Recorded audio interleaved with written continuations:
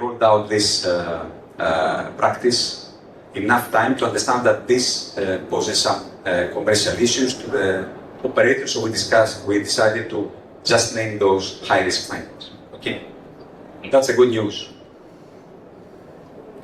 So, let's look at the sections of risk that generated the highest risk number of findings. Okay. Ship-to-ship operations, section 17, accounts for 17% of the findings. Okay. Now, if you look at the tanker industry, which is highly regulated, especially in this matter, and the SQLearn, we still have very high number of incidents. Imagine what can happen in what is happening in the dry bulk industry, perhaps. So there is an initiative by Intercargo, which was supported by RightShip, in order to develop the code. I think we'll have the opportunity to discuss a little bit further that down the road. So the advice is implement the Intercargo ship-to-ship transfer guidelines for bulk carriers. Ensure vessels are properly prepared for inspection if they intend to participate in or already involved in STS operations. If you haven't done any, if the vessel has not done any STS operations or is not, they don't intend to, there will be no discussion about that. As this is a specialized area, consult subject matter experts where required in order to prepare for that plans, etc. For any questions, please contact RISQ email regarding that as well. Now, section 14, general appearance, 10% of the findings. Condition of deck lights, portable cargo lights, deck piping systems, weather, watertight doors are usual things.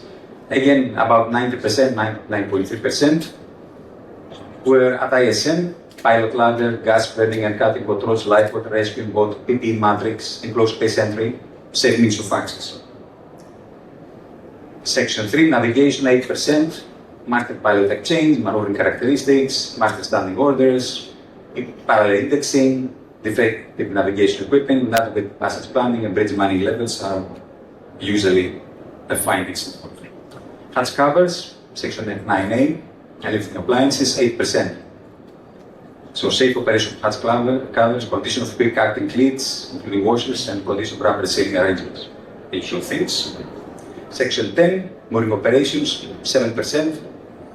Compliance of mooring lines, condition, windspread rendering tests, selection of toppers, and securing of lines.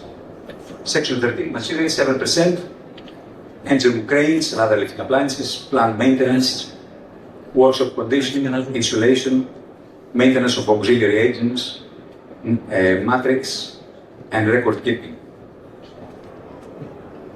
7A, fuel oil management, 6%, analysis, bunkering procedures, and bunker line pressure testing.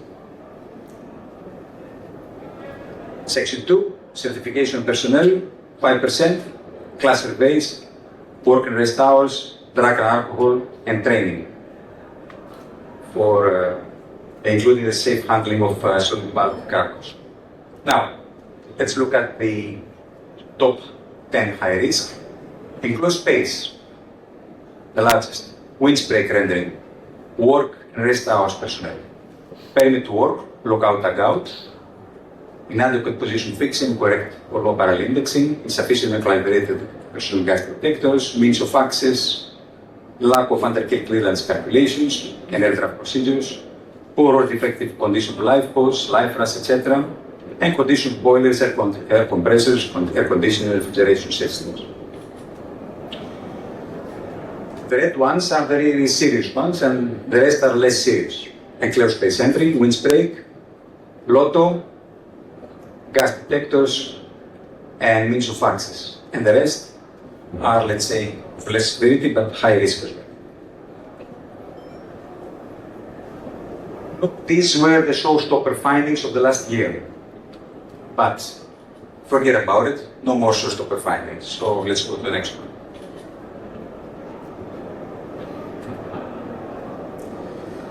Closeouts. What we look for. People asking about that. Closeout reports from RightShip are required for incidents, posted controls, feedback reports by terminals, and RightShip inspection findings.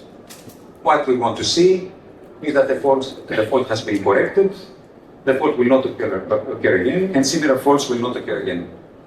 Very simple. And they should include root cause analysis, preventing, linked to each other. Good preventive actions means that there is a responsibility shared between the ship and ashore. It's not only the ship. Okay? The intention is not to blame the ship every time. So there has to be some shared responsibility with the shore. They have to cover, the preventive actions have to cover process, plant, and people. So all three pillars of the system. That they have a lasting effect and that will prevent similar issues.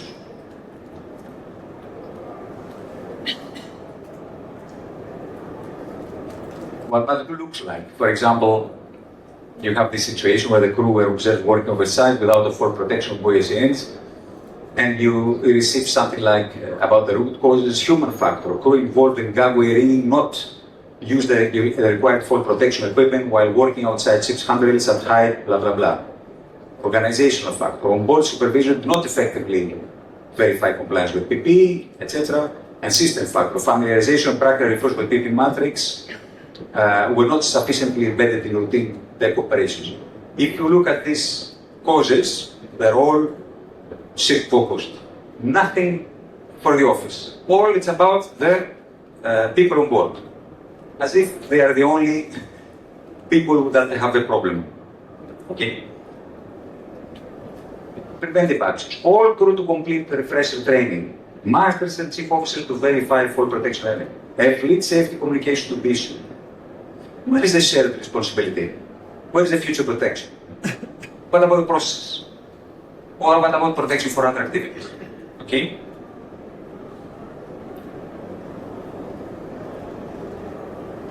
Why routine structural inspection not adequately identify the deterioration of the gratings? Okay, or at the crane? Why defects were not noted? Why other access controls in place considered okay? Why inadequate risk assessment applied? Why risk perception is too low? Very important. People have to understand the risks. If they don't understand the risks, then we don't have anything else to talk. That's the main thing. PMS did not specifically highlight close monitoring of crane access platforms. Because PMS tasks were too generic. They were not ship specific, for example.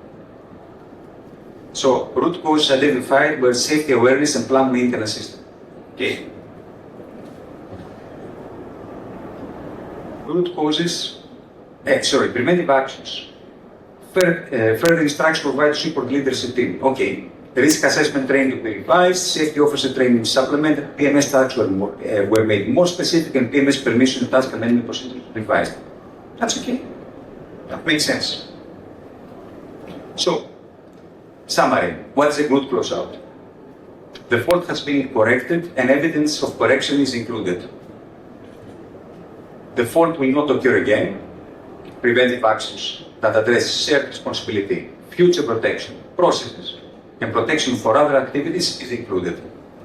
And similar faults will not occur because preventive actions are based on effective root cause analysis. And that's it for me.